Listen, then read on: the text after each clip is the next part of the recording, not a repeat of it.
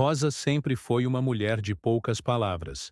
Filha de lavradores, cresceu aprendendo que o trabalho honesto era a única coisa que ninguém podia lhe tirar. E foi assim que, aos 32 anos, já havia passado por dezenas de casas, limpando os rastros da vida dos outros enquanto tentava, em vão, apagar as marcas de dor da sua própria história. Naquela manhã de sábado, o som das badaladas da igreja matriz soava como um lembrete cruel. A cidade inteira, um pequeno vilarejo onde todos se conheciam, não falava de outra coisa. O casamento de Henrique, o jovem empresário mais querido da região, com Sabrina, uma mulher tão deslumbrante que parecia ter saído das páginas de uma revista. Para todos, eles eram o símbolo do amor perfeito, a prova de que almas gêmeas realmente existiam. Ou, pelo menos, era isso que todos acreditavam. Rosa trabalhava na casa deles havia alguns meses, sempre silenciosa, quase invisível. Passava despercebida entre as conversas animadas, os planos para o futuro e os sorrisos falsos dos convidados que frequentavam a mansão. Mas Rosa, com seu olhar treinado pela vida, enxergava o que ninguém mais via. Ela notava os gestos frios de Sabrina quando Henrique não estava olhando, o jeito evasivo como ela evitava falar sobre seu passado, e, principalmente, a forma cuidadosa como escondia documentos em gavetas trancadas a 7 chaves. Pequenos detalhes que, somados, pintavam um quadro preocupante. Certo dia, enquanto limpava o luxuoso escritório de Henrique, o pano de chão molhado escorregou de suas mãos e deslizou para trás de uma pesada estante de mogno. Ao se abaixar para pegá-lo, seus dedos tocaram algo diferente. Um envelope amassado e esquecido. Curiosa, mas com um mau pressentimento, ela o abriu. O que encontrou lá dentro gelou seu sangue e fez o mundo girar. Havia passaportes com nomes diferentes, carteiras de identidade falsas e fotografias de outros homens. Todos eles, sem exceção, tinham o mesmo olhar apaixonado e iludido que Henrique agora carregava. Sabrina não era Sabrina. Rosa sentiu o chão sumir sob seus pés. Ela reconhecia aquele rosto, aqueles olhos calculistas. A ficha caiu como uma bigorna. 3 anos antes, em outra cidade, ela havia trabalhado para uma mulher idêntica à noiva de seu patrão. Só que naquela época, ela se chamava Patrícia. A tal Patrícia havia enganado um viúvo rico, roubando-lhe toda a herança antes de desaparecer sem deixar vestígios. O pior de tudo? Naquela ocasião, Rosa, a faxineira inocente, foi acusada injustamente de ser cúmplice do crime. Perdeu o emprego, a reputação e a paz de espírito. Foi um fantasma que a perseguiu por anos. Agora, por uma ironia cruel do destino, ela estava diante da mesma criminosa, prestes a aplicar o mesmo golpe, destruindo a vida de um homem bom. Rosa passou dias em claro, uma batalha interna travada entre o medo paralisante de ser acusada novamente e o dever moral de impedir uma injustiça. Pensou em avisar Henrique, mas a dúvida a corroía. Quem acreditaria numa simples faxineira contra a palavra da noiva perfeita e amada por todos? Ela seria vista como louca, invejosa. Mesmo assim, com o coração pesado, ela tomou uma decisão. Não ficaria calada. A verdade, por mais dolorosa que fosse, precisava vir à tona. No dia do casamento, Rosa acordou antes mesmo de o sol nascer. Vestiu seu uniforme azul de trabalho, prendeu o cabelo num coque simples e saiu de casa, levando consigo um novo envelope, este contendo cópias de todos os documentos que havia encontrado. No caminho até a igreja, suas mãos tremiam incontrolavelmente. Cada passo na calçada de pedras parecia uma sentença, aproximando-a de um confronto que poderia destruir sua vida para sempre, ou, finalmente, libertá-la. A igreja estava deslumbrante. Arranjos de flores brancas enfeitavam o corredor. Uma música suave de órgão preenchia o ambiente, e os convidados, em seus trajes elegantes, cochichavam ansiosos. Lá na frente, Sabrina sorria para as câmeras, um anjo de branco cercado por flashes. Ao seu lado, Henrique, com o coração transbordando de amor, parecia viver o dia mais feliz de sua vida, completamente alheio à teia de mentiras que o envolvia. Quando a cerimônia começou, Rosa se posicionou discretamente no fundo da igreja, entre os últimos bancos, observando tudo, o envelope pressionado contra o peito. A voz do padre ecoava, falando sobre amor, união e verdade. E então, veio o momento que mudaria tudo. A frase que todos esperavam. Se alguém presente tem algo a dizer contra este matrimônio, que fale agora ou cale-se para sempre. Um silêncio profundo tomou conta da igreja. O ar ficou pesado, denso de expectativa. Dona Odete, a madrinha e maior fofoqueira do vilarejo, olhou em volta como se esperasse um pouco de drama para animar a festa. Rosa olhou para o envelope em suas mãos trêmulas, respirou fundo, reunindo cada grama de coragem que possuía, e deu um passo à frente. O som de seu sapato no piso de mármore ecoou como um trovão. Todos os olhares, curiosos e chocados, se voltaram para a figura humilde da faxineira no fundo da nave. Sabrina, a noiva, congelou.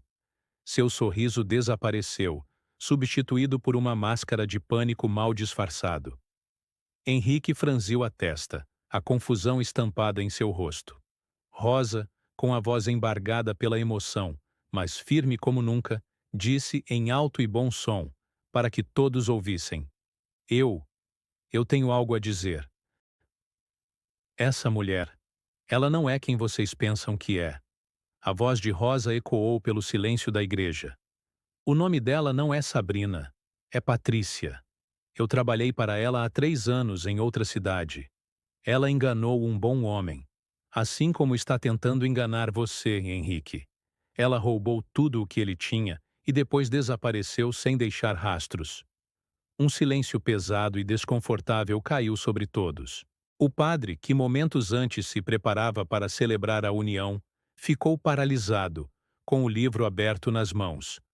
Henrique balançou a cabeça, num gesto de negação, seus olhos alternando entre a mulher que amava e a estranha que acabara de fazer uma acusação tão grave. Isso, isso não pode ser verdade, ele murmurou, a voz fraca, quase um sopro. Rosa não vacilou. Abriu o envelope e estendeu os documentos para Henrique. Dentro, havia uma coleção de provas irrefutáveis, cópias de identidades falsas com diferentes nomes, mas sempre com o mesmo rosto, fotos antigas de Patrícia ao lado de outras vítimas. E o mais chocante, recortes de jornais de cidades distantes, com manchetes que relatavam crimes de estelionato. O rosto sorridente de Sabrina, ou melhor, de Patrícia, estampava aquelas notícias esquecidas pelo tempo. É mentira! Gritou Sabrina, seu autocontrole finalmente se quebrando. O pânico a dominou. Essa mulher está louca. Ela está inventando tudo isso para destruir a minha felicidade. Henrique, por favor, não acredite nela. Ela se agarrou ao braço dele desesperada. Mas o destino naquele dia não estava disposto a esperar por sua defesa. Em um timing quase cinematográfico, as grandes portas de madeira da igreja se abriram novamente com um estrondo. 2 policiais uniformizados entraram, seguidos por um homem mais velho, de terno, e com um olhar sério e penetrante. Era o delegado Amaral. Ele caminhou com autoridade até o altar, seus olhos fixos em Sabrina. Patrícia de Souza, disse ele com a voz firme e clara, sem espaço para dúvidas. Você está presa por estelionato e falsificação de identidade. Acompanhe-nos, por favor. O rosto de Sabrina perdeu toda a cor. O teatro havia acabado. Por um instante, ela olhou para a saída lateral, seu instinto de fugir gritando mais alto. Mas os policiais já a cercavam, bloqueando qualquer rota de escape. A igreja explodiu em caos. Convidados gritavam, chocados. Fotógrafos, que antes registravam um casamento de conto de fadas, agora capturavam a cena de uma prisão dramática.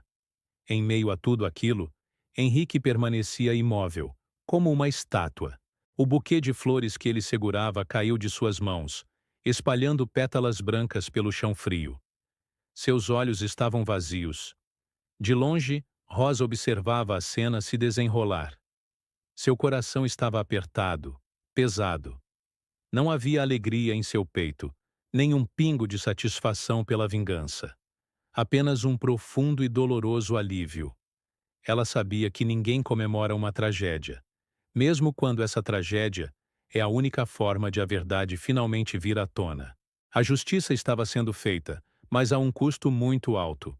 Horas se passaram. O sol já se punha, pintando o céu com tons de laranja e roxo. A igreja, antes cheia de gente e barulho, estava agora vazia e silenciosa. Os convidados, os policiais, a noiva, todos haviam ido embora. Restaram apenas as flores caídas e o eco de um dia que nunca seria esquecido. Rosa, depois de ter dado seu depoimento ao delegado, voltou. Encontrou Henrique exatamente onde o havia deixado, sentado nos degraus do altar, com o olhar perdido no nada.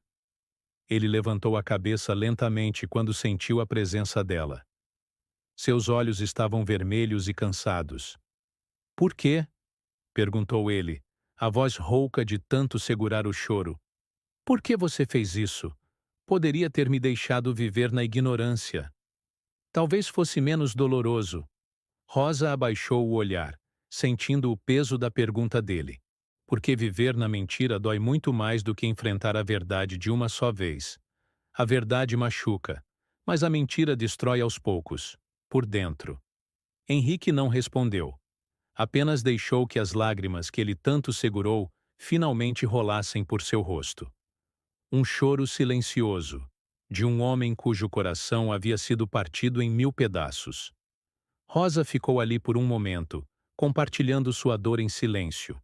Depois, sem dizer mais nada, ela se virou e foi embora, deixando-o sozinho com seus destroços. Nos dias que se seguiram, a vida de todos mudou. A história do casamento interrompido virou a fofoca principal do pequeno vilarejo, com Dona Odete, a madrinha de Henrique, fazendo questão de contar cada detalhe com sua própria interpretação dos fatos. Rosa, por sua vez, sentiu que não podia mais ficar ali.